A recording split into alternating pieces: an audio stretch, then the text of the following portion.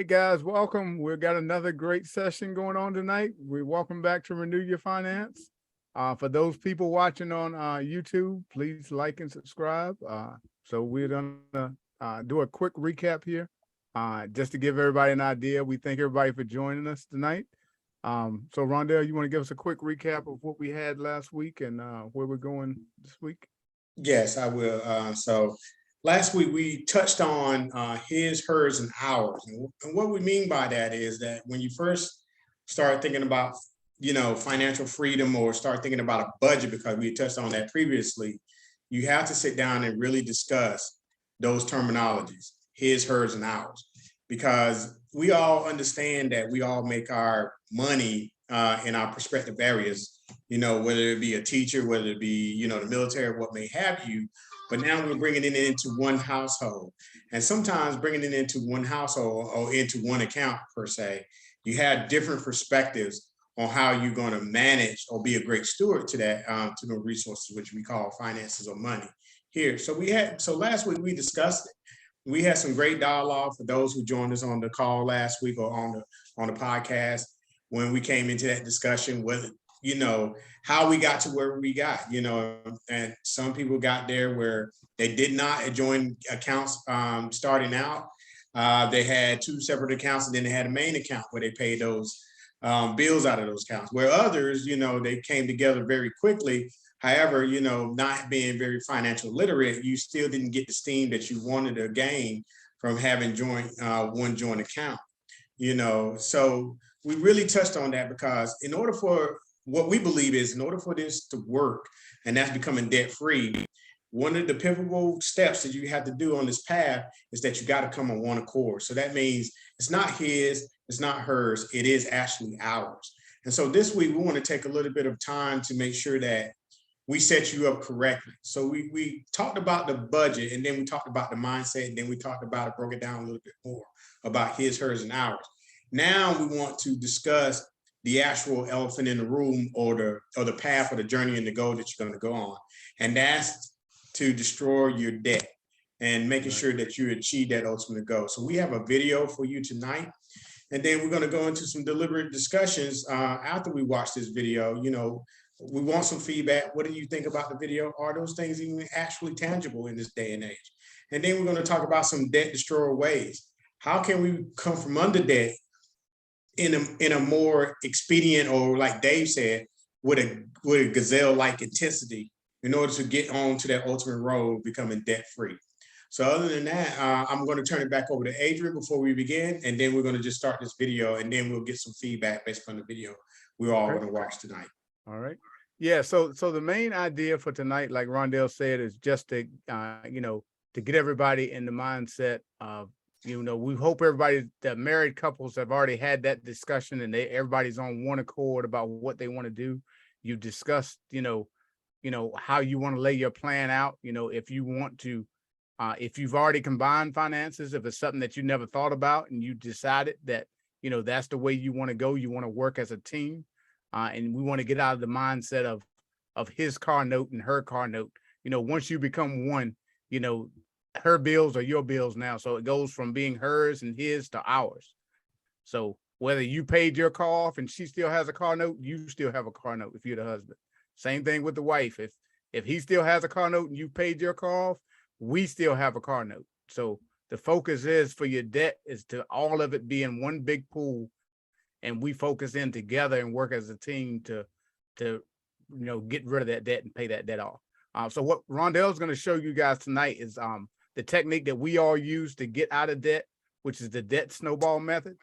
And we got a video here that they're going to show you, a quick video, and we'll post this on our group page as well, that shows you the steps for how to do the debt snowball and what the debt snowball is and how everything works. And then we're going to talk about some of the things that Rondell and I did as we changed to be able to expedite us to being able to pay off debt. Some of the things that we did that really accelerated us being able to pay off debt as quickly as we were able to pay it off. And then we're going to open it up for discussion and discuss some things as a group. All right.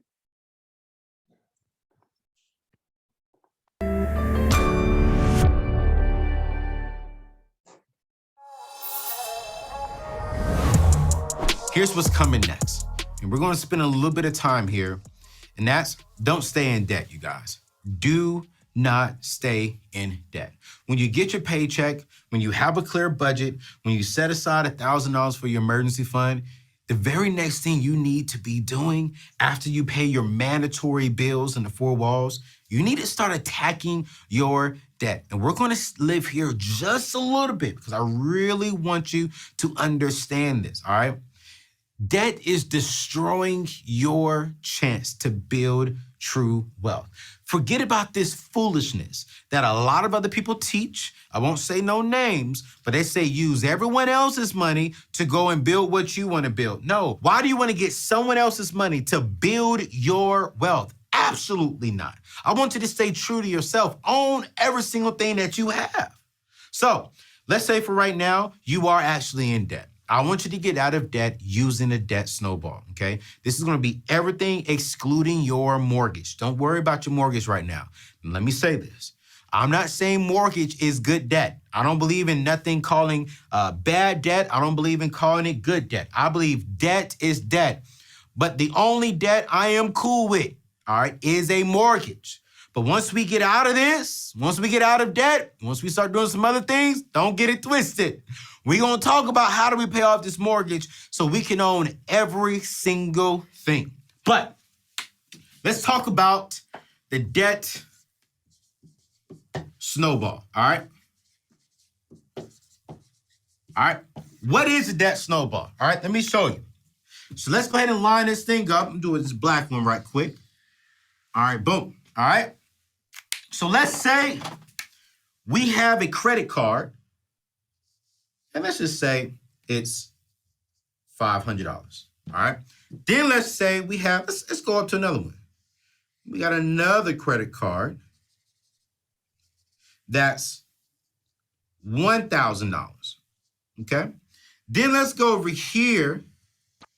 Let's say we got a car note that is, or a car that's about, let's say on average, about $25,000, all right? Then let's go over here and add in student loans.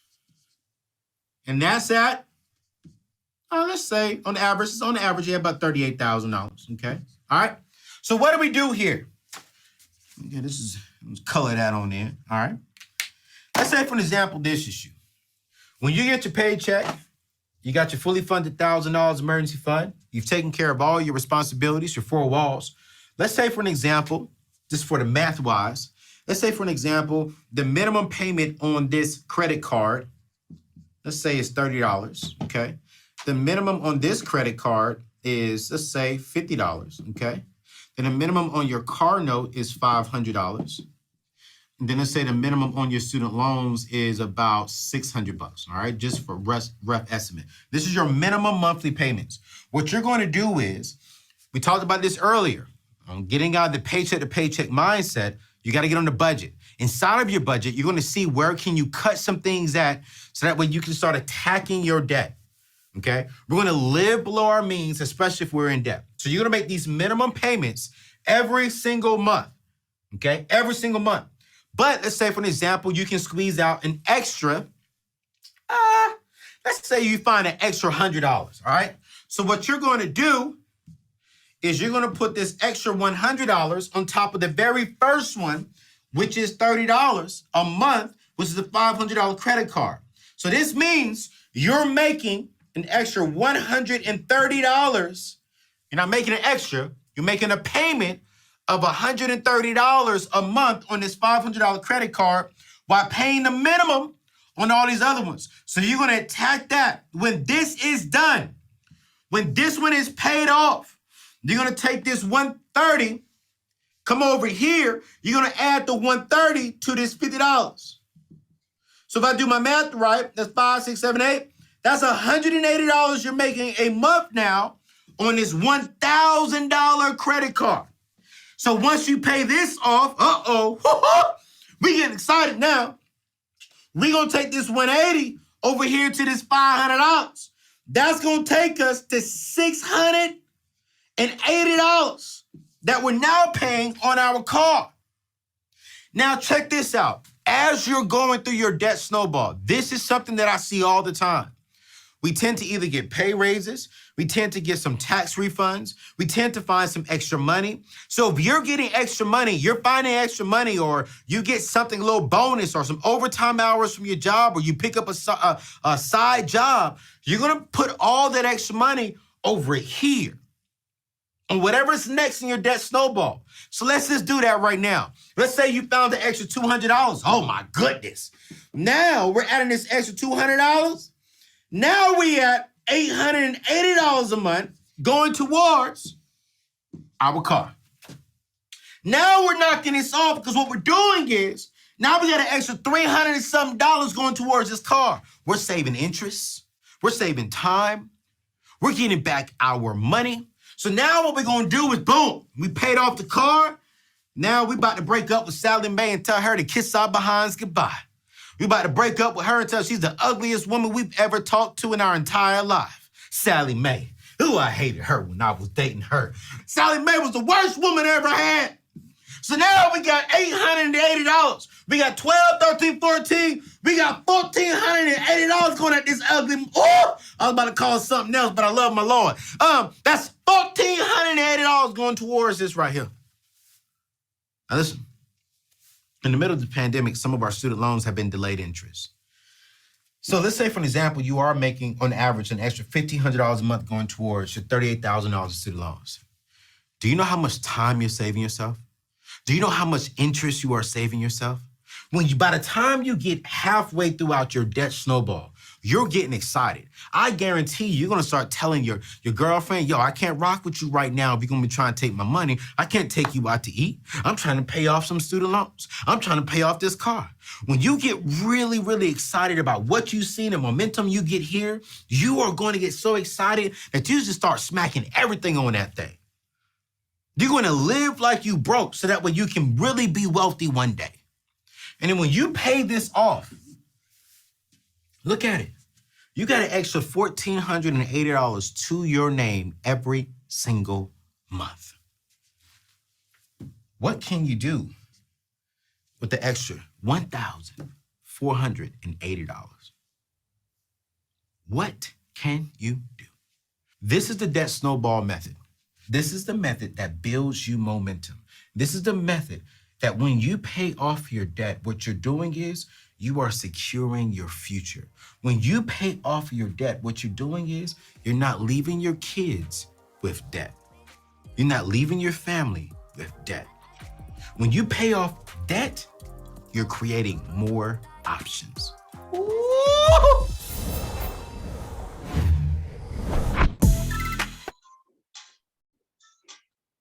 All right. So guys, so that's what the debt snowball is all about. And me and Rondell can attest to these principles and actually working this into your budget. So by, this ties all the way back into what we talked about in the budget in the previous videos that we did. When we talked about doing your budget and you're going in and you're trimming out some of the things that you maybe can live without. You're putting yourself on restrictions as far as how much you want to spend eating out each month. You're doing things to free up that extra money.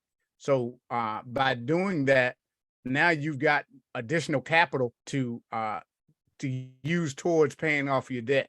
And Rondell has a great saying is that your raise is in your paycheck. It's already there. A lot of people are saying, if I could make more money, I can do this. Or if I only had a better paying job, I can do this.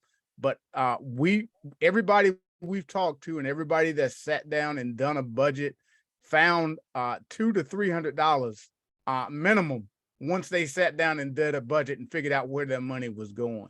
And that's how many of you can use a $200 raise or a $300 raise and you ain't even got to get a part-time job, even though that's one of the options if you want to get this thing done faster.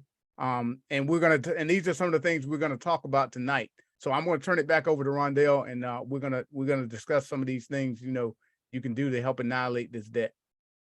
So before we get in and talk about the annihilation of debt, based upon the video that we just saw, And I just want to get your perspectives because understandably, we saw a video and we know how we are. Well, okay, that's all great and dandy, from a video perspective. And Anthony O'Neill is a subject matter expert in this field. How many of you on the call tonight believe that is doable for what you saw on this video? That the demonstration that he actually displayed for us is actually something that we can replicate in our own lives. So I'm just going to throw that out there and put that out there in the room. So based upon the video we saw, the question is, how many believe that you can replicate what you saw off that video based upon the debt snowball? And I'll turn it over to the attendees to answer that question. For us, we've used the debt snowball. To be honest with you, that's how we ended up paying off pretty much the majority of the stuff that we've had, cars and credit cards. We've used them. Our problem is that we've fallen off. So I'm trying to, as it were, get back on the wagon. Because again, like I said, the only debt we have, which sometimes is just our student loans, and it's oh my God, it feels like that unclimbable mountain at times. But So Rohan, I know I had the same thing when I was paying off mine as we were going through this process. I don't know how your student loans are set up, but I know mine, they had, even though it was a total amount, they had like different ones that were broken out, like smaller ones that made up the total. Like I had one that was like 4,000, one that was like 3,000. So what we did was we used that same snowball method and we found the smallest one of those student loans and we started applying it towards that. And then what that does is that gives you that victory, that small victory that, okay, I just ran them. I got to run 50 miles. And then once you run that first 5 miles, like, man, that's the first time I ever ran 5 miles. So you feel good, you get that win. So now that one, so say it's a $4,000 loan out of the mountain that you have, you pay that $4,000 one off. Now you got a win under your belt, so you feel good. You feel like you've accomplished something. So that pushes you to keep going. And then you look for the next one. Next one's maybe 6,000, or the next one's 7,000. Okay, now we can ready to attack this one. And we just continue. I'm real competitive. So I found it as a challenge. I almost, it was kind of almost like sometimes when I'm in the gym, I'll find somebody in there and to keep myself motivated, I'll keep working on the same move they're doing until they get up and move. And then I feel like I beat them, just mental things that you can do, So same thing with the debt. The debt was a challenge to me. So, and Shauna can attest to that, by the time we got one, I couldn't wait till we got paid again so I could figure out how to cut some other things and get more money to this debt to get it paid off. So it's just really that mental thing. But that's one thing I would recommend for those student loans, because that was my biggest one, was looking at all those together. And then if you break those out into the smaller pieces, it makes it a little easier to chew. So that's what I did with, so she never had loans until recently, right? Okay. So she, it wasn't until she went back to do her doctoral that she ended up with a student loan, which is now bigger than mine. All right. Yeah. Right. Yeah. And so I did exactly that method, because there were portions of my loan, depending on who your borrower was, that it was broken down into segments. And so we did that. And then once we got to the bigger portion of it, is where things started to get a little shaky. And then our financial situation had also shifted as well. Yeah. And so for us right now, like even going back through this is about us figuring out how we get back on track. Right. And now, again, it's a bigger loan now. Because like you said, for us, we've never separated anything since the day we've been married. It's always been everything we've always done together. So we've always carried each other's stuff. Yeah. But it's now about just for us, just trying to figure out the best strategy, or, just getting at this thing where I'm not. It's getting it going where it just feels like, again, the challenge of it is just feeling like, man, all we're paying is interest on this thing, and this thing ain't going nowhere. Right. So it's like, you're paying interest on it. That's all you're covering. And the principal just look like it's not even shaking. So for us is, again, we're trying to get some things in order, especially where our finances is concerned, even to improve our financial situation. Yeah. And it's definitely our goal, because again, before you know it, we're going to look up and it's time for our kids to go to college. Our oldest is now a junior. Right. in high school. And so Yeah. we're definitely But I trying to get like some the, things. I like the idea of seeing if we can break it up into different pieces, if Yeah. it's possible. Because Yeah, I don't think yours I was- don't know if mine Mine is like wasn't that, any but I'll look. I'll take a Yeah. look to see Yeah. what the pieces are. Yeah. We're But gonna that- tackle it some way. Yeah. Yeah. Oh, yeah. Yeah. Like I said, like I said, you put it in your prayer, and then the main thing is you looking at the debt and said this debt will be paid off. So don't let the debt, deter you from your goal is, no matter how big it is. We serve a God that's much bigger than that debt. And Yes, sir. God will open up doors for you. He'll open up opportunities for you. And there are going to be things that's going to come into your life that you're not even going to expect. And you're going to be like, when you get done and this debt is paid off, you're going to look back and be like, this was God. There's no way I could have done this on my own, which is what both me and Rondell are saying every time we talk about this. We said there's no way we could have did what we did, unless God was involved in this. And every situation. I went a different route when paying off Stephanie's debt, because again, our student loan, not Stephanie's debt. Correct. Yeah. Everybody keep me corrected now. No, let's went through that last lesson. I already blew it already in the first night. But anyway, so again, my wife wasn't on board with it. When I Adrian first introduced this to me, she was like, I'm not doing that. Nah. But everything was still going to one bank account. And so I was like, oh Lord, this is something we got to do. So, hindsight's 2020, right? So she didn't know that I just kept putting her whole paycheck into savings. Because I'd always, in the military, every time I got a pay raise, if I was an E5 and I made E6, E7, E8, I still lived at E5. That's all I spent was my E5 pay. And so she didn't know the difference because she didn't understand the tiers.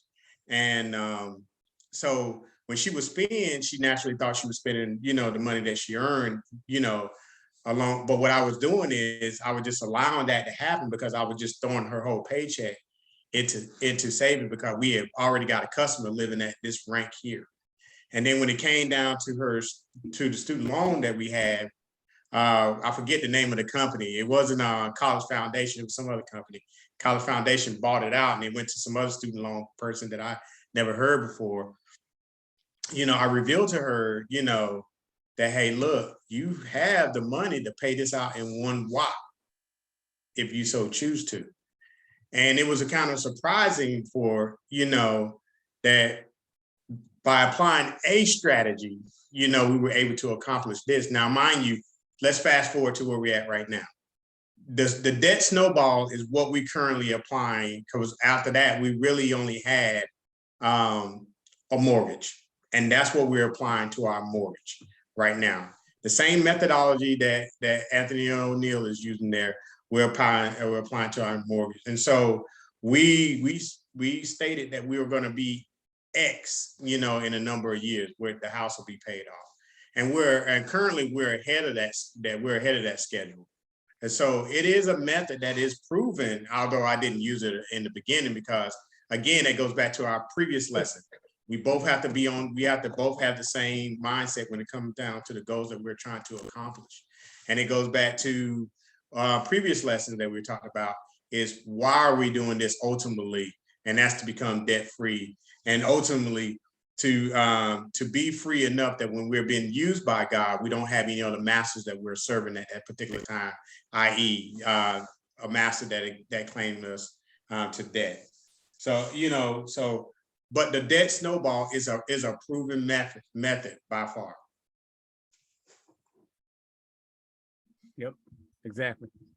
So, but that's another reason that we created this community, is to keep everybody encouraged. One, keep everybody encouraged, and also to help hold, give you some accountability. That when we start falling off track, that you got somebody that's in the same boat as you, that's there to say, hey, let's get back on track. You got these goals that you're trying to do, and that takes you back to why you even want to be debt free to begin with. That should be your main focus. What is your end goal? and that should be your prize, why you keep going back when the times get hard and, we get off track, because everybody gets off track. We got off track at one point. And, but yeah, the problem is when people get off track and they quit, they stop, they just, I can't do it. It's too much. I'm done, and it just remains there. So, like I said, it took us 3.5 years to get over that hump, and that's with paying everything off. And like I said, through that process, DeShonda, the Lord told me to tell DeShonda to quit her primary job, because of how unhappy she was at that job. And had we not started this process when we did, I wouldn't have felt comfortable, or having the faith to tell her to quit her job if he, had not put us down this path to where we had all of our consumer debt. When we started this thing, we had 3 car notes. I was a car guy. I'll be perfectly transparent. We had, at one point, we had 6 cars in the driveway. Always buy older cars, so it's not like we were buying $40,000. I never had a rent a car when I came home. So my personal thing is I never spend more than $25,000 for a car. That's the most I've ever spent for a vehicle. So I was buying cars that may have been like $10,000 or $12,000, stuff like that. So, but we did at one point when we started this program, we had 3 different car notes, and and the whole thing was, we thought we were doing fine because it wasn't a strain for us to make those car notes. It was comfortable for us to make those car notes. We were able to meet those obligations every month without any kind of strain. So we thought we were doing well financially, but when you pull the curtain back and you look at where we were with other things like savings and how much we had going into investments and 401ks and these type things, we were way behind the 8 ball on that. Our priorities were all messed up. We got caught up in the thing of we work hard, so we should be able to do whatever we want to do. We should be able to vacation. We should be able to go here. We should be able to do this. And as long as we can make the minimum payment, we can afford it. And, and that was just the screwed up mindset that we had, so, but changing that mindset to whereas now you're actually learning to live within your means, and you're buying things that you can actually afford to pay for. So if you can't pay cash for it, it makes decisions a lot easier. So if we can't pay cash for this item, then that means to me, when we started this program, I can't afford it. So that made my decisions a lot easier. I didn't have to talk myself into a car payment that I could afford now. Or I didn't have to talk myself into this purchase because I said, okay, I can make the payments. So that was one of the main things that, the mindset we changed. So when we said that, if we can't afford to pay cash, then we can't afford it. So that made our decisions a lot easier. So, and we had to figure it out. If we didn't have the money for it, then we had to do something different. Maybe we had to go with something that was cheaper, or we had to do something alternative, or we had to fix what was broken. We couldn't just all of a sudden say, okay, the TV went out or this broke, then we'll just go out and buy a new one. But go ahead, Rondell, we'll go ahead and continue on. So Karen, I wanted to ask you a question. I know you're beginning on this journey. You already got some traction. So based upon the video that you saw, Karen, is that plausible? What Anthony O'Neill instructing in that video? Because your dynamic is a little bit different than everyone else is on the call as a single woman. Is that a plausible thing to do, to do a zero-based budget and apply those extra dollars or those extra funds to whatever debt that you may have accumulated? Yeah, I think it's totally plausible. As I know I shared with Adrian and DeShonda, right after our first call, I went and started liquidating some stuff that I had, some stocks and some savings that I had, and paid off a credit card right away. Oh, so that was good to see that. So just already I feel like I'm on my way. So that's encouraging. Right. And I think, as I think I shared in one of the other classes, I was kind of on my way this way, but I didn't really have a path, an exact path. So that makes it, I think, more doable now that I have like a direction to go in. So yeah, I totally think it's doable for me. Yeah. Okay. Oh. So Deshonda, when Adrian hit you with that debt snowball, not physically, but figuratively on paper or Excel spreadsheet, I got to get your take on it because, I know he was very excited when he shared it, but, everybody has different perspectives about how when they see things of that nature. So what was your perspective on it when he first introduced that debt snowball to you and you saw the methodology as we saw in the video that was going to be rolled out for you and your family? For me, it made sense, but I did wonder how are we going to do it, and how long is this going to take? And like he said, as we started going along, God just started showing us different avenues of, okay, you can take from here, you don't have to have that, and it was like things we forgot we had or forgot we could use or didn't need anymore. So just, going through life saying, okay, well, do you really need that? No. And, just at first it was hard to see, but like you said, God just put everything into place step by step. Amen. Amen.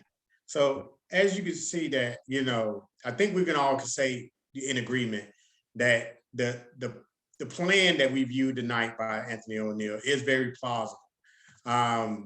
There's some stick-to-itness that has to happen. There's some, like Karen said, we did some reconciliation of some things in order to pay off some debt early. And so let's shift the gear. Let's say we done all of that. We looked at that budget, because I ain't gonna lie, when I first did the first budget, boy, I flipped that paper like 2 or 3 times, looking where else you could trim the fat off off in those things. I already didn't go to McDonald's. I'm just not a person that really eat out at that time, but I do have my vices, like, I like to watch movies, or I was going to every Marvel movie that hit the theater, and so it could be very costly when you're going to the IMAX to go see these things. So I was, trying to find things to scale back. But one of the things that I did not know that I actually found was something that was always, you have hidden treasures in your house. And that was in my own closet, and that was in my own basement. And so guys, one of the ways that we can destroy debt, and we're shifting to some of the tips and techniques that we can do to destroy the debt that we may have accumulated in our lives. And I call it the debt destroyer, because when I was getting out of the military, it's not that we weren't going to have debt. We're going to have debt, but what can I do to cushion the blow or accelerate being debt free? And lo and behold, it happened to be in my basement. Over the years of being in the military, you make this stop, and you make this stop, and you make this stop, and you just started accumulating stuff from assignment. And I did not know when Adrian and them visited us in Germany, they saw how big the basement was, but there was one room back there that was almost bigger than an apartment. And it was filled to the gills with some crap back there that we haven't even touched in 5 years. In our entire assignment, I hadn't touched none of that stuff in 5 years. And so we had discussed, that's when me and Stephanie started discussing some things like, if we're not touching it and we never miss it, do we really value it? And so we started looking around. Well, I started looking around the house. Let truth be told. I started looking around the house, seeing things like, what do I don't value anymore that someone else may value that? And I've never been the one that I have no skill in sales at all, but I can use an app, and it's called Facebook Marketplace. And I will literally selling everything that won't pin down in the house that we had deemed that was no longer valuable to us, and that allowed us to live off that for 2 months, just selling items in a house that was valuable to someone else that may have wanted it, that may have needed, but they didn't want to pay, market price in the store. It's brand new, but when they get it, it's brand new used, I guess. It's new to them, but it's used. Yeah, it's new to them, used to us, but it's something that they value. So what are the things that you can do let me ask you this question, and I'll open up to the people. Do you have things amongst yourselves that you may accumulated over the last 5-6 years, you know, that you found that it was valuable to you at one point in time when you first purchased it, but now fast forward 5 years, it's not as valuable anymore, but you know that it could possibly be something that someone else has used that you can possibly make some type of additional revenue that you can apply to that. So I'm just going to throw that out there. Do we have those attic spaces, garage doors where, you know, your garage, because I see people all the time when I drive past and I see they got their garage door and it's packed with stuff. And the first thing I think in my mind is, man, that's about $2,000 to $3,000 that's sitting up in there somewhere that I could probably get up out of that. That's me. That's me. So when you come into my house, everything that's in here is something that we value and it's here. Because most of the time, if we don't value it, it's gone. We're going to find some way to get away from a charitable gift, or we're going to find some way to sell it and make some revenue off of that. So do we have these places, guys? So Cher, do you have those things in your house that you know that, okay, I used to value it at one time, but I don't value it as much as anymore. Time has changed and time has passed. So I just open that up to the people in the chat. Mm-hmm. Yep. I don't know if I have look, I'm a minimalist over here because I don't have too much space. So Yeah. I don't have a whole lot of stuff that I don't need, but I need to look around, you know, more, like even in my little like cabinet I have back there. There might be some hidden treasures that I didn't really think about. So yeah. So at least for us, we like I said, at one point we had those vehicles. I did sell, you know, I sold one of the vehicles that we had, and then you know, the opportunity came up to where I was able to bless another family by giving them a vehicle when they got into a car accident, and I was able to give these family a vehicle, you know, because, you know, we were in the situation that God had put us in. You know, we had paid everything off. This was after we had paid off all our consumer debt. And, you know, and this is part of the reason why I am enjoying this journey, is because when God asks you to do things, like who can just give away a car and not even think twice about it? I mean, I would have 3 years ago, I would have like, nah, you're gonna need to give me something for that. You know, I'm gonna need something back. You know, I wouldn't have been able to just give a car away and not even blink an eye over doing it. I talked it over with DeShonda, but anyway, I was able to give this, and this family was so shocked when we brought them over for dinner and we told them that, hey, God put it on our heart to give you this vehicle.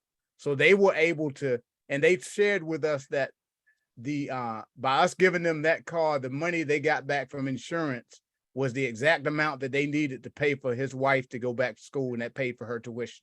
All of her tuition was paid for with that other check because we were able to give them that car.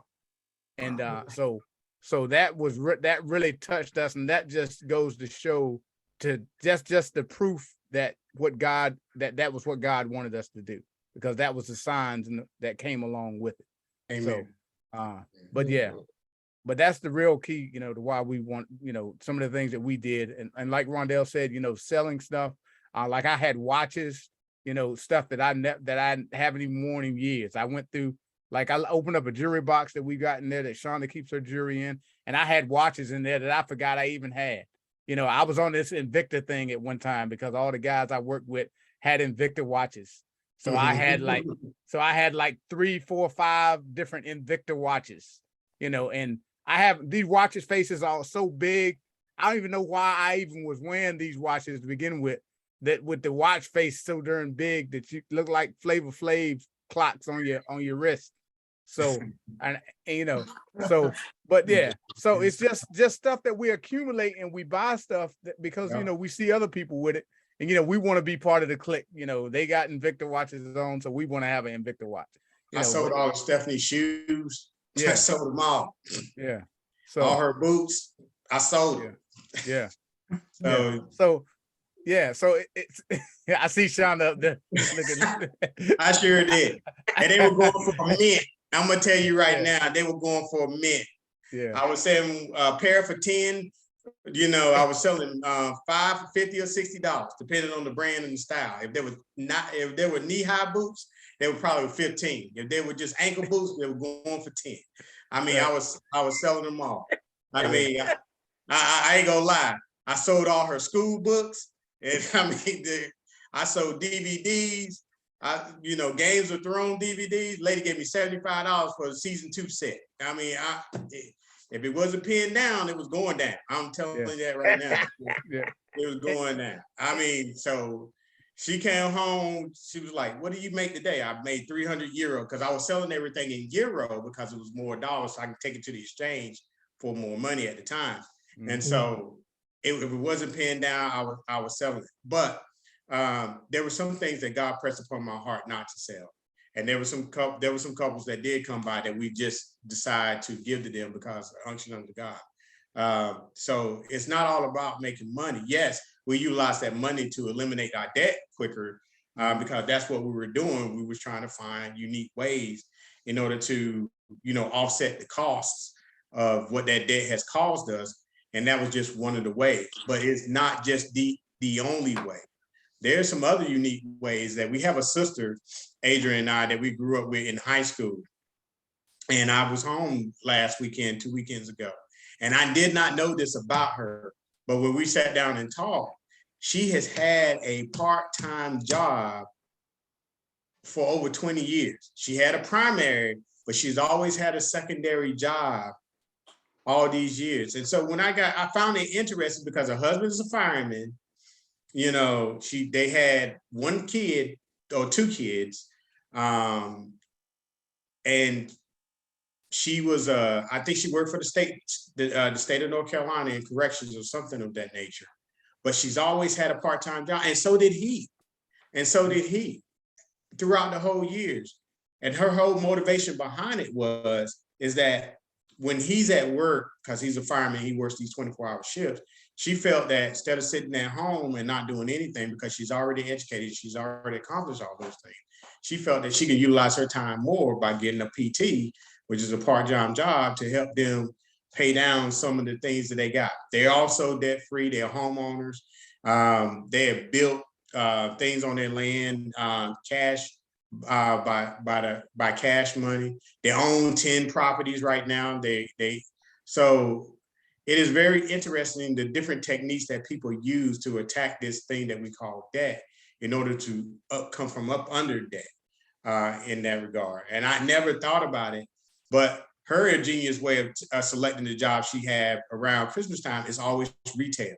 So that way she can get all the sales for any retail items that she's going to get. And now she works as a clerk at a desk at a hotel. So that way when they have to travel, all her hotel rooms at the Marriott's are $35 a night. Regardless of the room, it's going to be $35 a night. And so just sitting down, just talking to her about their strategy, which is somewhat symbolic of what we've seen in the budget and also with the debt snowball, it tells you that people utilize creative ways in order to get after this thing that we call debt. Yeah. And Rondell, one thing I wanted to say on this before, because I know we're all short on time here, we're getting ready to close out here. But the one thing I want to talk about is our friend Luciana and what she did as far as once she realized that she wanted to get out of debt. Can you kind of tell her story a little bit about what she did with her new BMW that she ordered from the factory in Germany? Oh yeah. So let God works in mysterious ways, but God is a networking God. Let's just put it out there for everybody to know.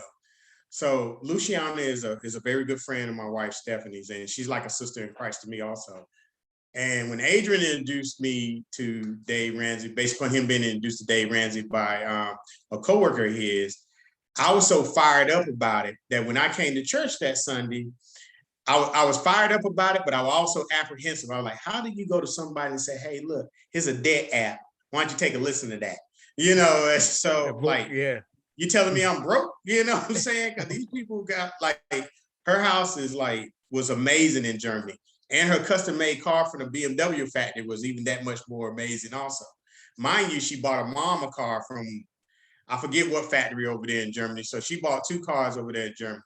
and she's a government worker. She worked in forensics for the United States Air Force. And so we sitting at church one day, and we all in our little, church group like we normally are. And God said, you got to share this with her. So I just shared the Dave Ramsey app with her and just left it at that. I was like, you know what? I'm probably going to be shunned later on. I just told this woman she was broke. And so, and I done shared her, and I was really kind of conflicted about it, but God said, do it. So I did it. So, I was going to take the punishment or the retribution that ever came from. It was that night that I heard from Luciana. This is the best thing that I ever heard. Instantly, she took to it just like that. And she went looking for it. She went through the books. I think Adrian shared the books online. I want to say she went she did listening from Adrian, or she bought all the books the next day. It was one or the other. I can't quite remember. But she took off just like no other. So lo and behold, they were going back to the States. She calls me and said, hey, would you sell my BMW? And I'm like, your $50,000 custom-made red pinstripe, red stitching on the steering wheel and in the seats, red seatbelt BMW with black leather that you ordered from them, because it's a nice car. I know exactly what it is. And it was a Grand Coupe too, not a regular one. She's like, yeah, I need you to sell this thing. It gotta go. And she wasn't joking. Yeah. And so lo and behold, God willing, I sold her car in 3 days. Sure enough, when they came back into town, I happened to be walking past the bank. She's going to the bank with the lady that just bought her car, but she just didn't stop there. She went in there. Luciana was the type of spender that if it was one shoe, it was one shoe, and she liked all the other colors, she would buy all the other colors. And then when she want weed, she went to the hairdresser. They had to go behind the counter in the back where they had the good Yaki $100 or whatever kind of weed that they had in there. So she was a consumer to the T.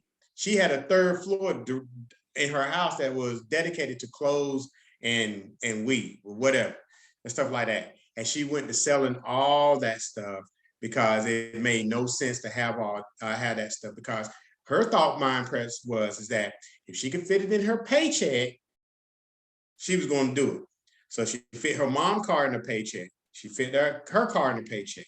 She fit her living, her lifestyle into her paycheck, and all the things that she wanted to buy in her paycheck.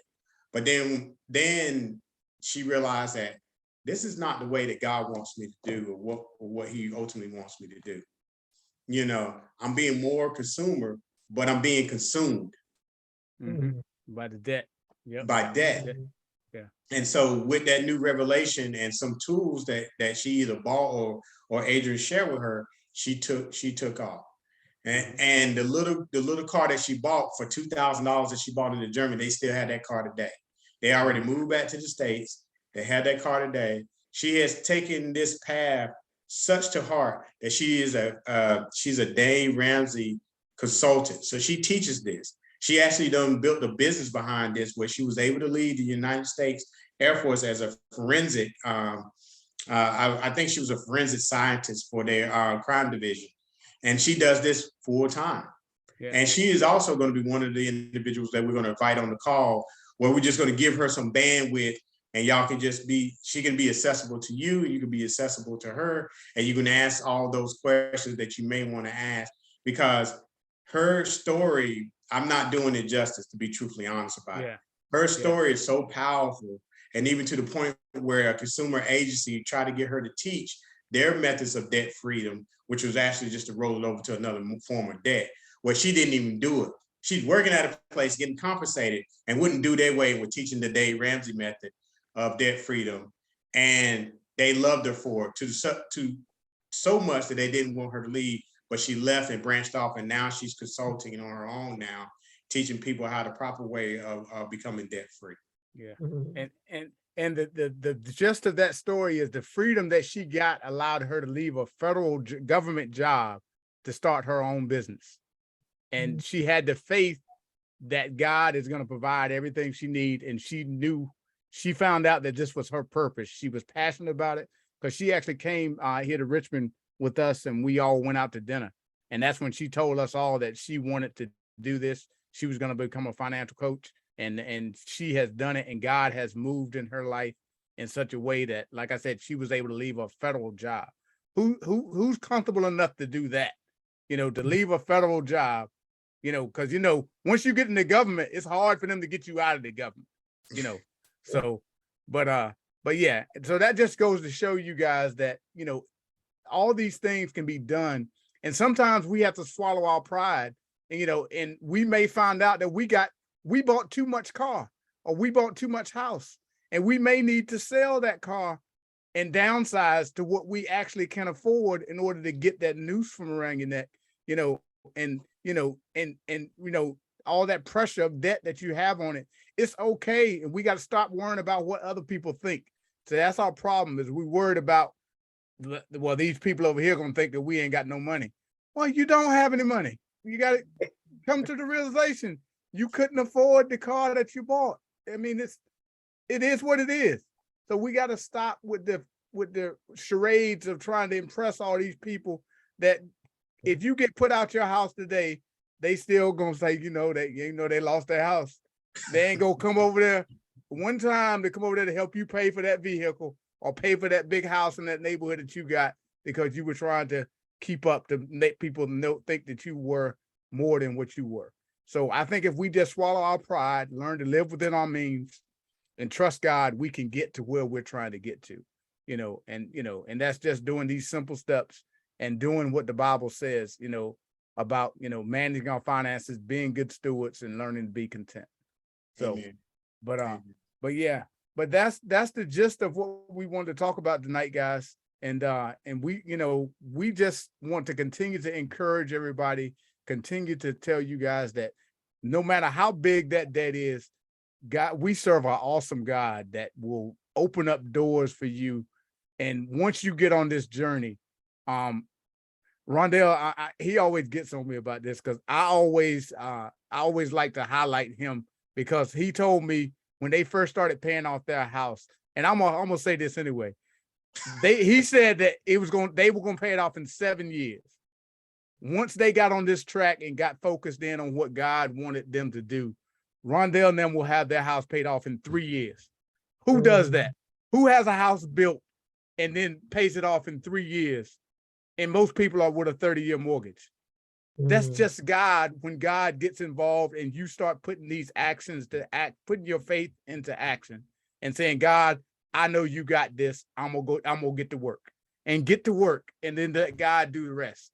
We just got to put the action out there and stop worrying about it when it gets hard or when it looks like it's too much. Just keep pushing, keep throwing what you can throw towards it, and then watch what God does, and watch how God comes in and moves. Because our plans we have our plans, but God has his own plans, which are more than we could ever even consider. Our plans are limited. God's are unlimited. So why would you limit yourself to your little plan when God has a bigger plan behind you? So, Amen. and I'm just going to, leave it at that. But guys, we thank you guys again for joining us tonight. And, we are real passionate about this, and we just thank you. And we hope you guys will join us next week. And like I said, we'll continue to spread this word, continue to encourage you guys. Rohan, God told me to tell you guys those debts are going to be paid off, and you will excel at everything that you put your hands to, Amen. and you will have what you say you will have.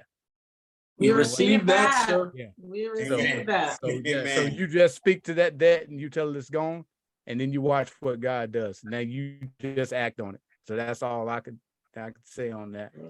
Yes, sir. But yeah, but guys, so all right, but guys, thank y'all again, and when we look, hopefully, like I said, guys, if you can join us next week, we look forward to talking to you again next week, and we're gonna push through, and we're gonna have everybody on here. We're gonna all go on a debt-free cruise here very shortly, where every single one of us is gonna have zero debt, and we're gonna have an ongoing cruise, or whatever. We'll say vacation. Ain't getting on no boat. We're gonna get us an Airbnb that'll accommodate 12 bedrooms, 7 baths. We'll all be able to go on a debt-free vacation, and we'll all be able to enjoy it. But I'm not getting on the boat. So I'm speaking that right now, since Rondell won't get on the boat. I'm not getting on the boat. I seen what happened during the pandemic. You getting me out there. Ye of little faith. Nah, I saw All right. a poo boat. I saw that boat look like poo. right. Nah, I'm not All getting right. out. But all right, guys, y'all have a good evening, and we'll talk to y'all soon. All All right. right. All All right. Everyone be Bye-bye. blessed and have a great week. All right. Have a good one, Okay. guys. All right. Thanks, guys. Bye-bye. All right, Karen. Bye. All right.